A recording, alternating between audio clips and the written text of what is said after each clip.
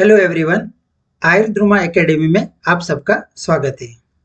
आज के लेक्चर में हम स्त्रोतस के मूल के बारे में देखेंगे। उसके सिवा गोविंद परीक्षर के जो 36 पेज नंबर है वहाँ से लेके 40 पेज तक का आज हम इस लेक्चर में देखेंगे। तो सबसे पहले हमने लास्ट लेक्चर में जैसे देखा था स्त्रोतस की संख्या, तो आचार्य चरक ने 13 स्त्रोतस बताए, जबकि आचार्य सुश्रुत ने 11 जोड़े यानी 11 पेयर स्त्रोतस बताए हैं। अगर टोटल संख्या इसकी देखें तो 22 होती है आचार्य सुश्रुत के अनुसार। अब हम आगे बढ़ते हैं स्त्रोतस के नाम और उनके मूल। तो आचार्य चरक ने जो स्त्रोतस के मूल बताए वो हम पहले देखते हैं, उसके बाद आचार्य सुश्रुत के अनुसार देखेंगे। तो प्राण व स्त्रोतस का मूल बताया है हृदयम मूलम महास्त्रोतश्च। प्राण व स्त्रोतस को महास्त्रोत कहा है और हृदय और महास्त्रोत इन दोनों को प्राण व स्त्रोतस का मूल बताया है। उसके बाद उदक व स्त्रोतस का मूल है तालु मूलम क्लोमच। तालु मूल और क्लोम उसका मूल है। अन्न व स्त्रोतस का मूल है आमाशय और वाम पार्श्व। तो आमाशयो मूलम वाम च पार्श्व, ये अन्न व स्त्रोतस का मूल है। रस व स्त्रोतस का मूल है हृदय और 10 धमनी। रक्त व स्त्रोतस का मूल है यकृत और प्लीहा। मांस व स्त्रोतस का मूल है स्नायु और त्वक। मेदो व स्त्रोतस का मूल है वृक्क और वपाव। वृक्क को देखो यहाँ पे द्वितीय विभक्ति आएगी वृक्क को। अस्थि व स्त्रोतस का मूल है मेद और जघन। मज्जा व स्त्रोतस का मूल है अस्थि और संधि। शुक्र व स्त्रोतस का मूल है वृषण और शेप। शेप यानी पेनिस। मूत्र व स्त्रोतस का मूल है बस्ती और वक्षण। स्वेद व स्त्रोतस का मूल है मेद और लोम कूप। पुरुष व स्त्रोतस का मूल है पक्वाशय और स्थूल गुद। आर्तव व स्त्रोतस का वर्णन आचार्य चरक ने सूत्र स्थान में नहीं किया, लेकिन सारी स्थान में आर्तव व स्त्रोतस का वर्णन आचार्य चरक ने किया है। तो अगर सूत्र स्थान से क्वेश्चन है तो आर्तव व स्त्रोतस का मूल आचार्य चरक ने वहां पे नहीं बताया, लेकिन आर्तव व स्त्रोतस के बारे में वर्णन आया है सारी स्थान में। आचार्य सुश्रुत ने आर्तव व स्त्रोतस का वर्णन किया है। अब आचार्य सुश्रुत के अनुसार देखते हैं। प्राण व स्त्रोतस का मूल है हृदय और रसवाहिनी धमनी। उदक व का है तालु मूल और क्लोम। अन्न व का है अन्नवाहिनी धमनी और आमाशय। रस व का है हृदय और रसवाहिनी धमनी। रक्त व का है यकृत प्लीहा और रक्तवाहिनी धमनी। मांस व का है स्नायु त्वचा और रक्तवाहिनी धमनी। देखो रक्तवाहिनी धमनी दो जगह पे आई है, रक्तव में भी आई है और मांसव में भी आई है। रसवाहिनी धमनी प्राणवह और रसव में आई है और अन्नवाहिनी धमनी अन्न व स्त्रोतों के मूल में आई है। मेदो व स्त्रोतस का मूल है कटी और वृक्को। उसके बाद आचार्य सुश्रुत ने अस्थि व मज्जा व और स्वेद व ये 3 स्त्रोतस नहीं माने। तो ये ध्यान में रखना, आचार्य सुश्रुत ने निम्न में से कौन से स्त्रोतस नहीं माने, ऐसे क्वेश्चन आए तो अस्थि व मज्जा व और स्वेद व। अब इसकी एक ट्रिक मैं आपको बताता हूँ। आचार्य सुश्रुत क्या थे, तो वो सर्जन थे और शल्य चिकित्सक के लक्षण में अस्वेद ऐसा बताया कि जो सर्जन है उसको पसीना नहीं आना चाहिए सर्जरी के टाइम पे, क्योंकि वो भय का लक्षण है। तो स्वेद का वर्णन से सुश्रुत आता है, तो स्वेद व और अस्थि और मज्जा। अब अस्थि का संधि और अस्थि का वर्णन भी आचार्य सुश्रुत ने किया है फ्रैक्चर के बारे में। तो अस्थि व स्त्रोतस और मज्जा, अस्थि के अंदर ही मज्जा रहती है। तो इस तरह तीनों को आप लिंक करके याद रख सकते हो कि सुश्रुत से स्वेद और स्वेद से स्वेद व, उसके बाद अस्थि का वर्णन और भग्न का वर्णन आचार्य सुश्रुत ने दिया है, तो वो अस्थि व और अस्थि के अंदर ही मज्जा रहती है तो मज्जा व। इस तरह के 3 प्रकार के स्त्रोतस आचार्य सुश्रुत ने नहीं बताए। उसके बाद हम आगे बढ़ते शुक्र व स्त्रोतस के मूल में स्तन और वृषण बताया है, जबकि आचार्य चरक ने वृषण और शेप बताया था। तो यहाँ पे स्तन उन्होंने ऐड किया है शेप की जगह। मूत्र व स्त्रोतस के मूल में बस्ती और मेड्र। अब मेड्र का मीनिंग ही होता है पेनिस। तो देखो आचार्य चरक ने शुक्र व के मूल में शेप बताया था, जबकि आचार्य सुश्रुत ने मूत्र व स्त्रोतस के मूल में मेड्र बताया है। उसके बाद पुरुष व स्त्रोतस के मूल में पक्वाशय और गुद बताया है।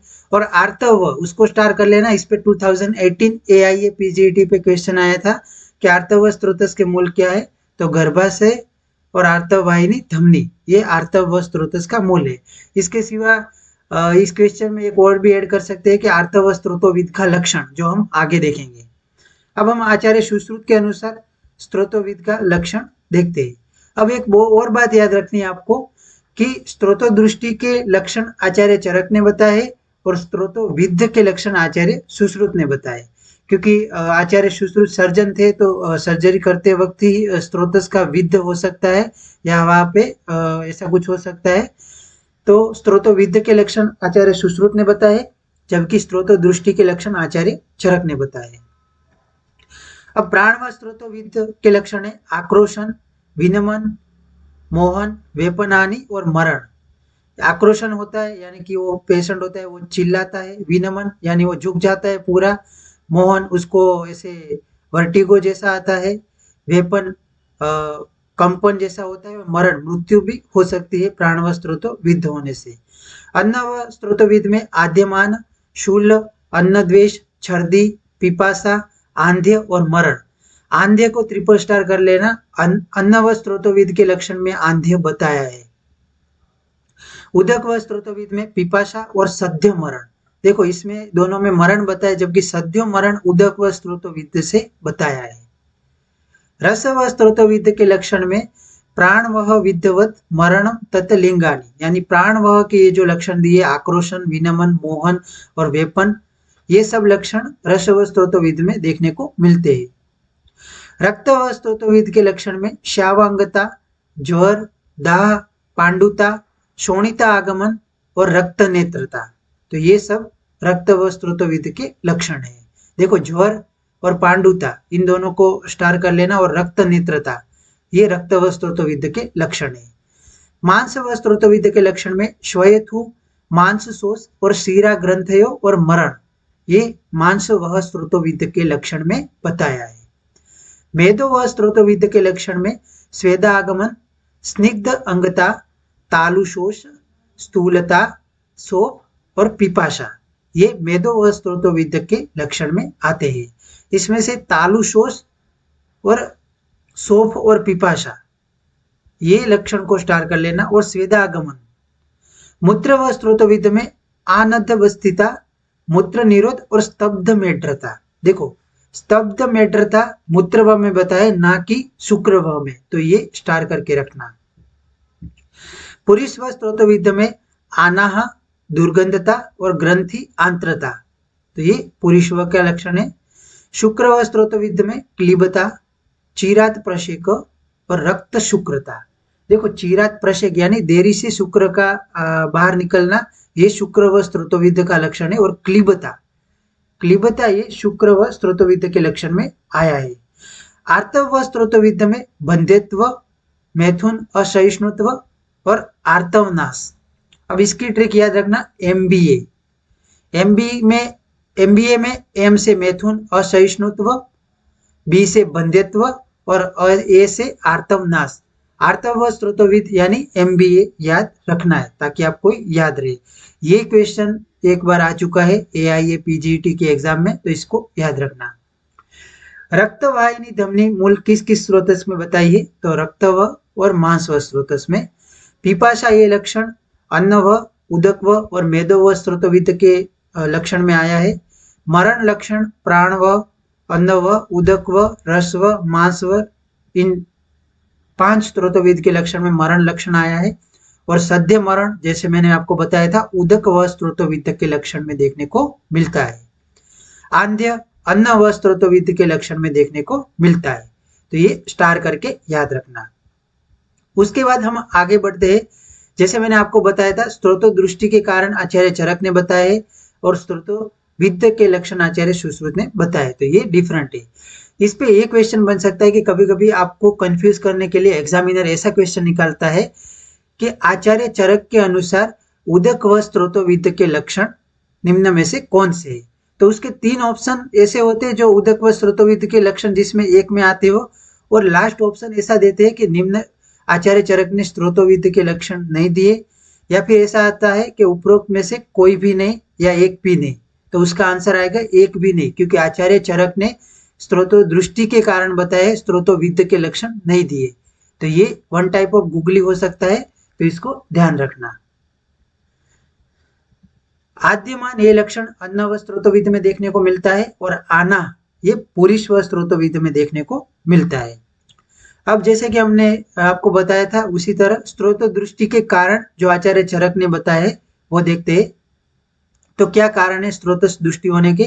तो प्राण व स्रोत दृष्टि का कारण है धातु क्षय, वेग संधारण, व्यायाम और अक्षुदितस्य च। यानी जी जो धातु क्षय वाले हैं, जो वेग को धारण करते हैं, जो ज्यादा व्यायाम करते हो और जो कम खाना खाते हैं, यानी बिना खाए व्यायाम करते हैं, उनको प्राण व स्रोत दृष्टि होता है। उदक व स्रोत दृष्टि में अति शुष्क अन्न सेवन और मदिरापान, तो ये उदक व स्रोत दृष्टि के कारण है। रस व स्रोत दृष्टि में गुरु आहार, चिंत्यानाम च अति चिंतनानाश्च, यानी जो अधिक सोचता है। अब मैं आपको बताता हूँ कि जो टेंशन लेते हैं जो पीपल ज्यादा, उनका जो बॉडी का जो ग्लो होता है त्वचा का, स्किन का, वो डल हो जाता है क्योंकि वो ज्यादा टेंशन लेते हैं। और जब ज्यादा टेंशन लेते हैं तो उसका डायरेक्ट इफेक्ट हमें स्किन पे देखने को मिलता है क्योंकि वहां पे रस धातु आई हुई है। तो अगर रस व स्रोत दृष्टि होती है तब ये लक्षण देखने को मिलता है गुरु आहार और चिंत्यानाम च अति चिंत्याना, यानी जो अधिक चिंता करता है उसका रस व स्रोत दृष्टि होता है। रक्त व स्रोत दृष्टि के कारण में विदाही अन्नपान। उसके बाद मांस व स्रोत दृष्टि में भुक्त्वा च स्वप्ताम दिवा, यानी खाने के बाद जो दिवा स्वप्न करते हैं और अभिसंधि आहार का जो सेवन करते हैं उनका मांस व स्रोत दृष्टि होता है। तो इस पे भी स्टार कर लेना। ये डायरेक्ट ऐसी लाइनें आपके सामने रख दी जाएगी एग्जाम में। भुक्त्वाम च स्वप्ता दिवा, ये किस स्रोत दृष्टि का कारण है? तो ये मांस व स्रोत दृष्टि का कारण है। उसके सिवा ये ऐड कर लेना, अभिसंधि आहार भी मांस व स्रोत दृष्टि के कारण में आता है। उसके बाद मेदो व स्रोत दृष्टि में भयात वारुण्यानाम च अतिसेवनात्, अव्यायाम और अति व्यायाम। अब AIA-PGET 2019 के एग्जाम में ऐसा क्वेश्चन आया था कि वारुणी मध्य का अति सेवन करने से निम्न में से कौन से स्रोतस की दृष्टि होती है? तो वारुणी मध्य का अति सेवन करने से मेदो व स्रोत दृष्टि होती है। तो ये याद रखना। देखो यहाँ पे अति सेवनात् लिखा है, वारुण्याम च अति सेवनात् और भय। और कई बार ऐसा क्वेश्चन भी बनाते हैं कि कोई एक 30 साल का पुरुष है जो वारुणी मध्य का अति सेवन करता है, उसको अति व्यायाम भी करता है और उसको डर भी बहुत रहता है, ऐसा वो बताता है। तो उसको निम्न में से कौन से स्रोतस की दृष्टि हो सकती है? तो उसको मेदो व स्रोतस की दृष्टि हो सकती है क्योंकि ये इसके निदान का सेवन करता है। उसके बाद मज्जा व स्रोत दृष्टि में आघात और विरुद्धाना च सेवनात् और अति अभिसंधि आहार सेवनात्, ये ऐड कर लेना। आघात होने से, विरुद्ध भोजन सेवन करने से और अति अभिसंधि। देखना मांस व स्रोत दृष्टि में ओनली अभिसंधि आहार सेवन बताया था, जबकि मज्जा व स्रोत दृष्टि में अति अभिसंधि आहार सेवन उसका निदान बताया है। तो ये ऐड कर लेना यहाँ पे। और विरुद्ध अन्न का सेवन से कौन से स्रोतस की दृष्टि होती है? तो मज्जा व स्रोतस की दृष्टि। उसके बाद नेक्स्ट अस्थि व स्रोत दृष्टि के कारण में क्षोभ और व्यायाम बताया है। शुक्र व स्रोत दृष्टि के कारण में वेगा अवरोध, शस्त्र, क्षार और अग्नि, ये बताया है। इन शस्त्र, क्षार और अग्नि से शुक्र व स्रोत दृष्टि हो सकती है। मूत्र व स्रोत दृष्टि के कारण में वेगा अवरोध बताया है। पुरुष व स्रोत दृष्टि के कारण में वेगा अवरोध, अध्यसन और अत्यसन। देखो अध्यसन और अत्यसन पुरुष व स्रोत दृष्टि के निदान में बताए, ना कि अन्न व, तो ये याद रखना। उसके बाद हम आगे बढ़ते हैं। स्वेद व स्रोत दृष्टि के कारण में व्यायाम, अति आतप, क्रोध, शोक और भय, ये बताया है। स्रोत दृष्टि कारक आहार होता है, तो जो स्रोत दृष्टि कारक आहार होता है उसकी प्रॉपर्टी क्या होती है? तो स्रोत दृष्टि कारक आहार की प्रॉपर्टी दोषों के समान और धातुओं के विपरीत होती है। तो इस पे क्वेश्चन बन चुका है एक दो बार कि ऐसे दो सेंटेंस बनाते हैं कि दोषों के समान गुण वाले जो आहार होते हैं वो स्रोत दृष्टि के कारक है और जो धातुओं के विपरीत गुण वाले होते हैं वो भी स्रोतो दृष्टि के कारक है। तो उपरोक्त में से दोनों वाक्य सही है। तो ऐसा क्वेश्चन वो बनाते हैं। तो दोषों के समान और धातुओं के विपरीत जो आहार होता है वो स्रोतोदुष्टि का कारक है, और जो दोषों के विपरीत और धातुओं के समान गुण वाला जो आहार होता है वो स्रोतों को सम में रखने वाला होता है। उसके बाद यहाँ पे जो कंपाइल किया है, वेगा अवरोध ये मूत्र, शुक्र और पुरीश्व स्रोतोदुष्टि के कारण में आया है। व्यायाम से प्राणवह, अस्थिवह, मेदवह और स्वेदवह स्रोतोदुष्टि होती है। भय से मेदोवह स्रोतोदुष्टि होती है। फिर यहाँ पे देखो, क्रोध, शोक और भय ये स्वेदवह स्रोतोदुष्टि के कारण है। और भय, शोक और त्रास, देखो इसमें त्रास और क्रोध इसमें डिफरेंट है। अगर किसी को त्रास देते हैं तो वो उन्माद का निदान होता है। तो अगर क्रोध आता है तो स्वेदवह दृष्टि का कारण है, और अगर क्रोध त्रास आता है तो वो उन्माद का निदान है। तो ऐसी छोटी छोटी चीजें भी आपको नोटिस करनी चाहिए। उसके बाद स्रोतोदुष्टि की चिकित्सा देखते हैं आचार्य चरक के अनुसार। प्राण व स्रोतोदुष्टि में श्वास की चिकित्सा की जाती है। उदक व स्रोतोदुष्टि में तृष्णा की चिकित्सा। अन्न व स्रोतोदुष्टि में आम दोष की चिकित्सा। मूत्र व स्रोतोदुष्टि में मूत्रकृच्छ की चिकित्सा। मल व स्रोतोदुष्टि में अतिसार की चिकित्सा। और स्वेद व स्रोतोदुष्टि में ज्वर की चिकित्सा की जाती है।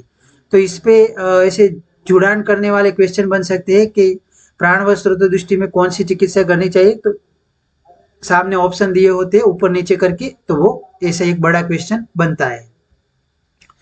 उसके बाद हम आगे बढ़ते हैं अंतर विद्रधियों के लक्षण। तो विद्रधि के बारे में यहाँ बताया है। तो सबसे पहले आचार्य चरक के अनुसार देखते हैं, उसके बाद सुश्रुत अनुसार देखेंगे। तो अगर हृदय में जो ये अंतर विद्रधि बताई है वो इंटरनल ऑर्गन में होता है, शरीर के अंदर आभ्यंतर विद्रधि। हृदय में धड़कन और तमक श्वास और काश ये लक्षण देखने को मिलते हैं। धड़कन यानी पाल्पिटेशन हम बोल सकते हैं उसको। क्लोम में पिपाशा और गलग्रह। यकृत में अगर विद्रधि है तो श्वास वृद्धि। प्लीहा में विद्रधि है तो उच्छ्वास में वृद्धि। उदर में विद्रधि है तो पार्श्व और स्कंदशूल। वृक्क विद्रधि में पार्श्व, पुष्ट और कटिग्र ये लक्षण देखने को मिलता है। नाभि की विद्रधि में हिक्का ये लक्षण देखने को मिलता है, इसको स्टार कर लेना। वक्षण में विद्रधि होती है वो पैरों में अवसाद और शक्तिसाद ये लक्षण देखने को मिलता है। मूत्राशय में विद्रधि में मूत्रकृच्छता और मूत्र प्रवृत्ति ये लक्षण देखने को मिलता है। गुदा विद्रधि का वर्णन आचार्य चरक ने नहीं किया, वो आचार्य सुश्रुत ने किया है। आचार्य सुश्रुत ने हृदय अंतर विद्रधि में हृदय में जकड़ाहट बताया है। क्लोम में श्वास और पिपाशा आदि का बताया है। यकृत में भी श्वास और पिपाशा बताया है। प्लीहा में उच्छ्वास अवरोध बताया है। उदर में वात प्रकोप बताया है। वृक्क में पार्श्व संकोच बताया है। नाभि में हिक्का और आटोप बताया है। वक्षण में पार्श्व, पुष्ट और कटिग्रह बताया है। देखो आचार्य चरक ने वृक्क में पार्श्व, पुष्ट और कटिग्रह बताया, जबकि आचार्य सुश्रुत ने वक्षण में पार्श्व, पुष्ट और कटिग्रह बताया है। तो ये जो डिफरेंट है वो आपको याद रखना है, क्योंकि ये कंफ्यूजन वाले ही क्वेश्चन मोस्टली आते हैं। मूत्राशय में मूत्रा अवरोध ये लक्षण बताया है। और गुदा में अगर विद्रधि है तो वाता अवरोध। देखो गुदा में वाता अवरोध होता है, जबकि उदर में अगर विद्रधि है तो वात का प्रकोप होता है, तो ये याद रखना। उसके बाद हम आगे बढ़ते हैं। तो यहाँ पे औषधि संग्रह काल बताया है आचार्य चरक अनुसार, राजनिघंटु अनुसार और शारंगधर अनुसार। तो हम सबसे पहले आचार्य चरक अनुसार देखते हैं। तो जो औषधि होती है उनके मूल को शिशिर और ग्रीष्म में संग्रह करना चाहिए। नूतन पत्र और शाखा वर्षा और वसंत ऋतु में संग्रह करना चाहिए, क्योंकि वर्षा और वसंत ऋतु में ही नए पत्ते और शाखाएं आती है। जो त्वक यानी छाल, कंद और क्षीर का सेवन संग्रह शरद ऋतु में करना चाहिए, इसको ट्रिपल स्टार कर लेना, इस पे बहुत बार क्वेश्चन बना है। और जो स्नोई क्षीर होता है उसको शिशिर ऋतु में संग्रह करना चाहिए। यहाँ पे ओनली स्नोई क्षीर के लिए शिशिर ऋतु का वर्णन किया है, जबकि क्षीर बाकी सब वनस्पति के जो क्षीर है उनको शरद ऋतु में ही संग्रह करना चाहिए। क्षार का संग्रह हेमंत ऋतु में करना चाहिए। पुष्प और फल यथा ऋतु में करने चाहिए, यानी जिस ऋतु में जिस पेड़ के फल और पुष्प आते उस ऋतु में उनका संग्रह करना चाहिए। उसके बाद आचार्य राजनिघंटु ने थोड़ा अलग बताया है, तो उसका हम एक फॉर्मूला यहाँ पे बनाए है। एमपी पत्र ओपिक के। आपको ऐसा याद रखना है, एमपी पत्र ओपिक के। अब आप सबको याद है जो षड ऋतु है उसका क्रम शिशिर, वसंत, ग्रीष्म, वर्षा, शरद और हेमंत। तो यहाँ पे देखो जो मूल है उसको शिशिर ऋतु में संग्रह करना है। पत्र है जो पत्र है उसका वसंत ऋतु में, सॉरी, पुष्प और फल का वसंत ऋतु में संग्रह करना चाहिए।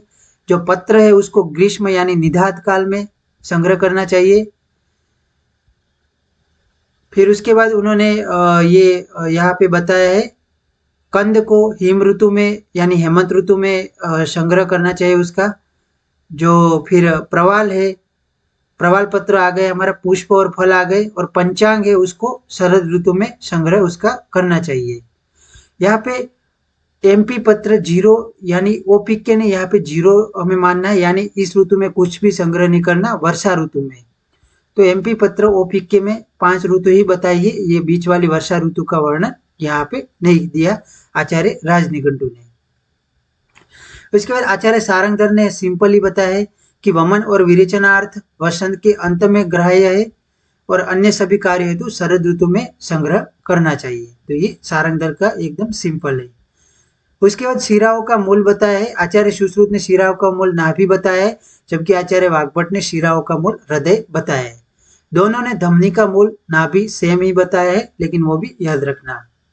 उसके बाद वर्ण के आश्रय आचार्य सुश्रुत और चरक अनुसार दोनों ने 8-8 आश्रय बताए हैं, लेकिन उन्होंने एक डिफरेंट बताया है। आचार्य सुश्रुत ने संधि बताया है, जबकि आचार्य चरक ने मेद बताया है।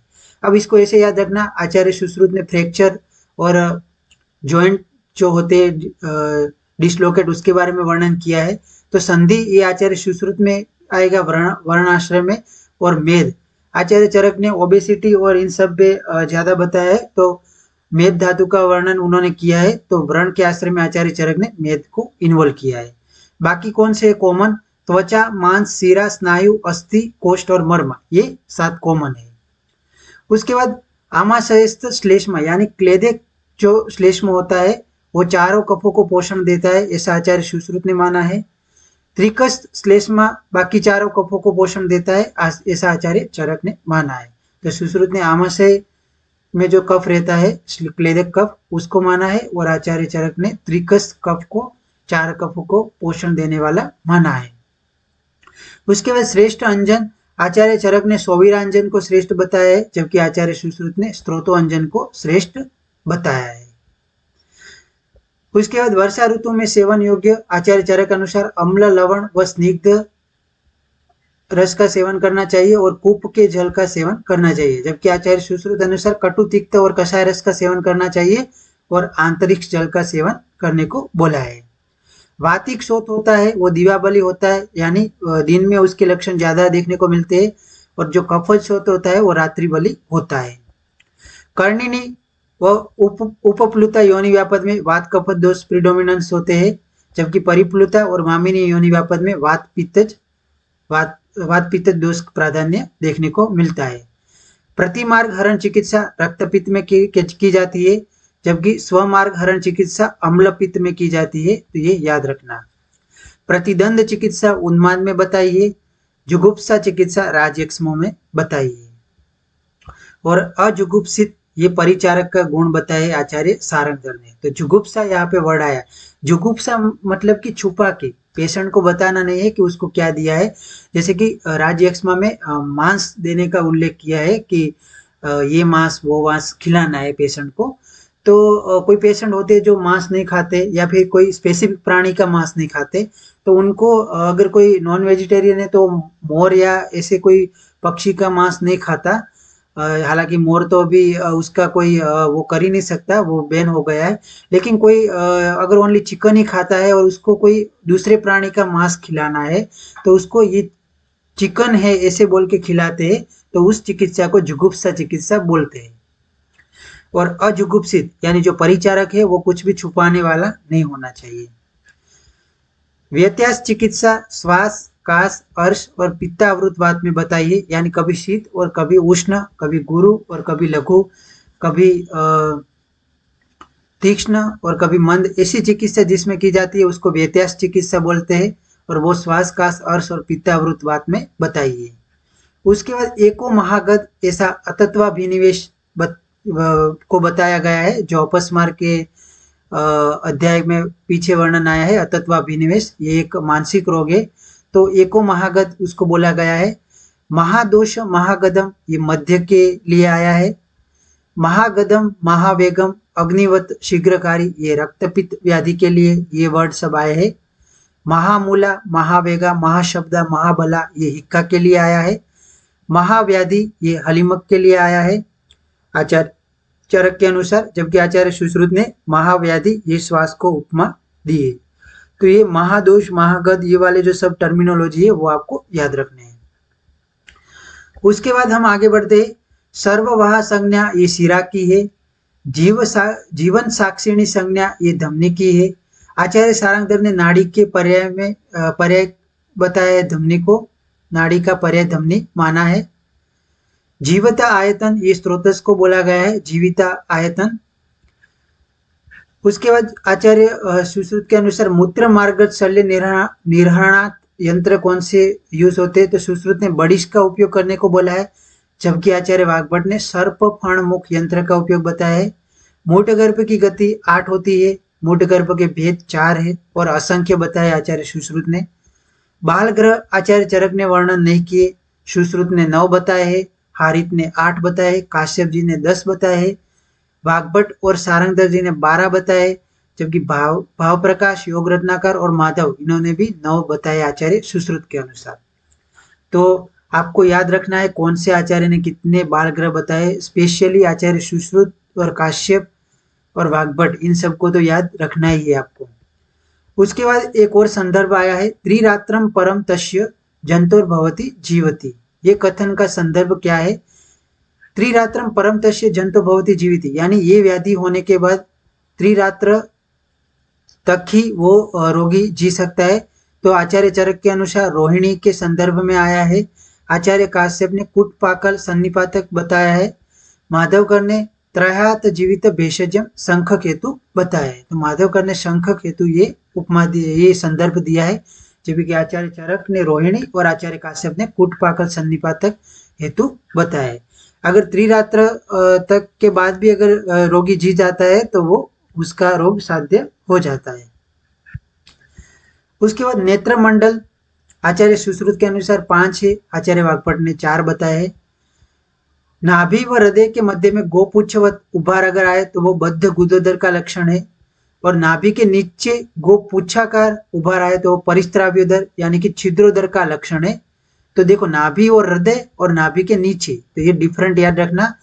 नाभि और हृदय के बीच में गोपुच्छवत उभार आए तो वो बद्ध गुदोदर का लक्षण है, और नाभि के नीचे आए तो वो परिस्त्राव्योदर यानी छिद्रोदर का लक्षण है। फिर मुष्कवत आकृति ये गलगंड का सामान्य लक्षण है। अलाबुवत आकृति ये मेदोज गलगंड का लक्षण है। आद्यमान में चिकित्सा फलवर्ती की जाती है, प्रत्यय आद्यमान में चिकित्सा वमन बताई है। नूतन गुगुलु मांस व वीर्यवर्धक होता है, पुराण गुगुलु मांस व वीर्य क्षपण करने वाली होती है। अभ्यंग को कफवात शामक बताया है, और उद्वर्तन को कफ मेदो विमलापक बताया है। उसके बाद आचार्य सुश्रुत ने पाद प्रक्षालन को चक्षु प्रसादन बताया है, और पादा अभ्यंग को चक्षुष्य बताया है, जबकि आचार्य चरक ने पादा अभ्यंग को दृष्टि प्रसादन बताया है और पादुका धारण को चक्षुष्य बताया है। तो ये याद रखना, ये मोस्ट आईएमपी है।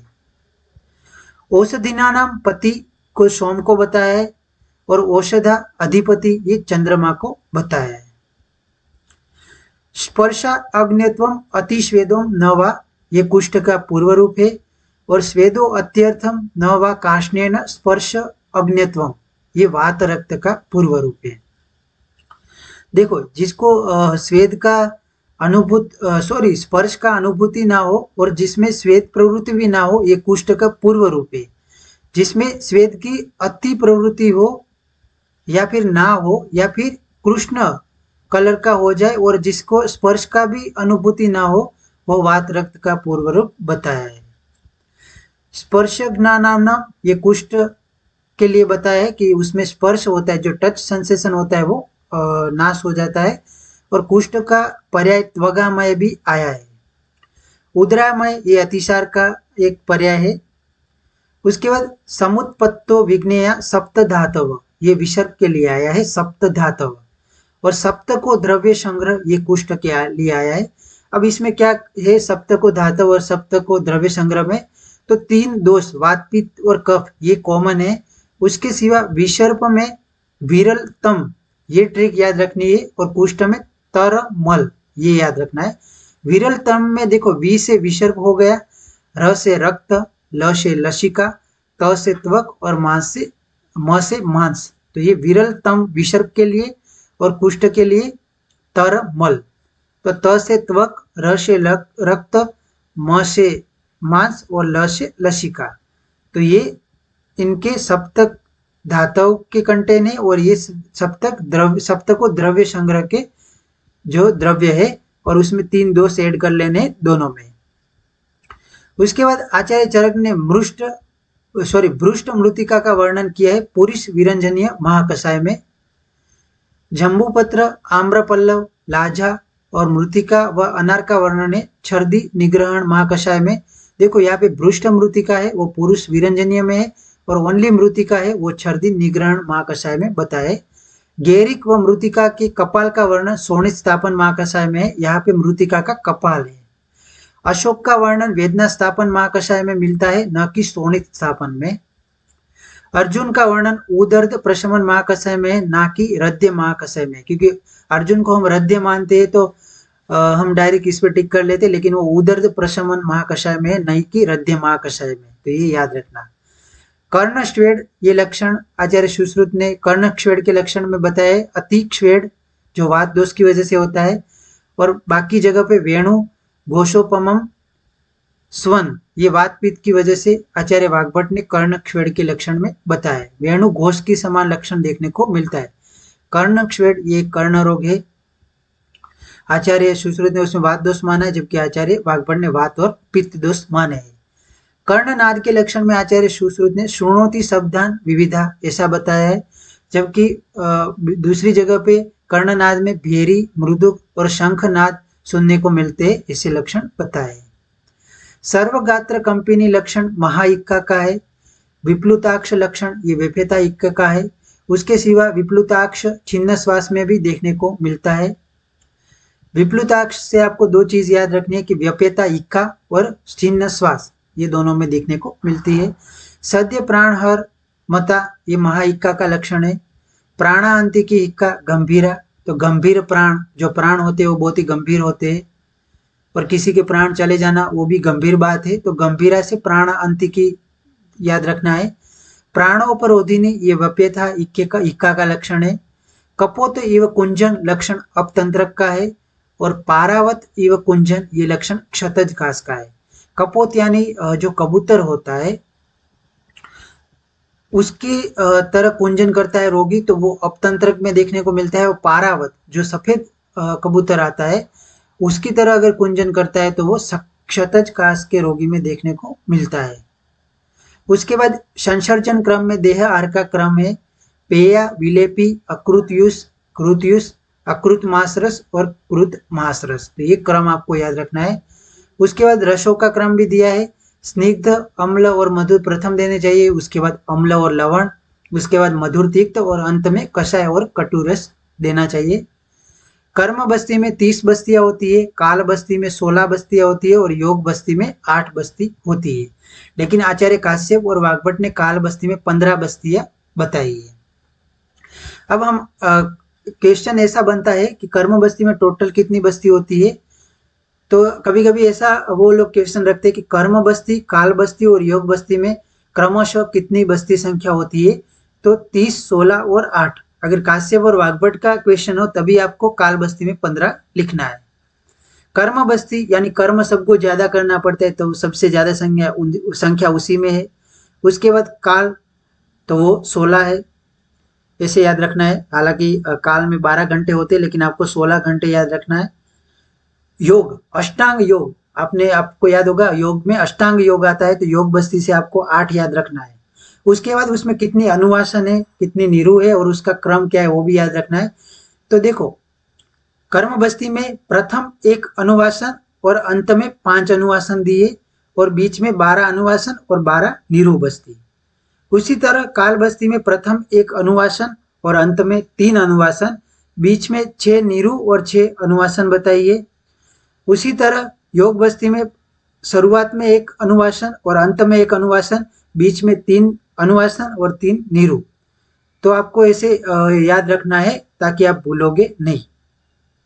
और देखो, मैंने वाग्भट का यहाँ पे क्रम ले लिया है। 1 अनुवासन और अंत में 3 अनुवासन, बीच में 6 अनुवासन और 5 निरु। तो ये वाग्भट का है। उसके बाद महामर्म। तो महामर्म में हृदय, बस्ती और नाभि आते हैं और त्रिमर्म में हृदय, बस्ती और सिर आते हैं। तो अब आपको एक चीज याद रखनी है, महामर्म जो रावण था उसको सिर काटने से उसका मृत्यु नहीं हुआ था। उसका मृत्यु नाभि में, जब भगवान राम ने बाण मारा था तब उसका मृत्यु हुआ था, क्योंकि उसके प्राण नाभि में थे। तो आपको रावण को याद रखना है कि अगर महा वर्ड आता है तो महा से रावण याद करना है, और रावण की मृत्यु नाभि में तीर मारने से हुई थी, ना कि सिर पे। तो ये सिर है वो त्रिमर्म में आएगा, लेकिन रावण की मृत्यु हुई वो महामर्म में बाण मारने से हुई थी। तो महामर्म में हृदय, बस्ती और नाभि ये चीज आएगी, और त्रिमर्म में हृदय, बस्ती और सिर आएगा। सिर महामर्म में नहीं है, क्योंकि रावण के सिर काटने के बाद भी उसकी मृत्यु नहीं हुई थी। उसकी मृत्यु नाभि में बाण मारने से हुई थी, इसलिए वो महामर्म है, हृदय, बस्ती और नाभि। उसके बाद 12 प्रसृत की निरु बस्ती के घटक बताए हैं। तो उन्होंने क्वाथ, कल्क और स्नेह की, मधु और सेंधव इन सब की मात्रा दी है। तो वात में क्वाथ 5 प्रसृत बताया है, कल्क 1 प्रसृत, स्नेह 3 प्रसृत, क्योंकि जो क्वाथ जो टोटल बस्ती है उसका 1/4 स्नेह होना चाहिए वात दोष में। पित्तज में 1/6 और कफज में 1/8, जो हमने आगे देखा था। मधु 1.5 प्रसृत बताया है और सेंधव भी 1.5 प्रसृत। पित्तज में क्वाथ की मात्रा सेम ही रहेगी 5 प्रसृत, कल्क 1 प्रसृत, जो स्नेह है वो 2 प्रसृत हो गया, मधु 2 प्रसृत और सेंधव 2 प्रसृत।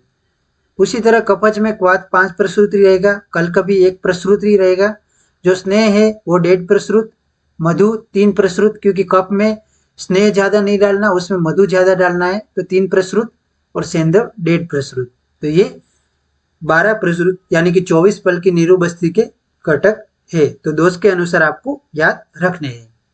तो आज के लेक्चर में हम यहाँ तक ही रखते हैं। अगर इसमें आपको कोई भी क्वेरी हो तो आप मुझे कमेंट बॉक्स में या मैसेज करके पूछ सकते हैं।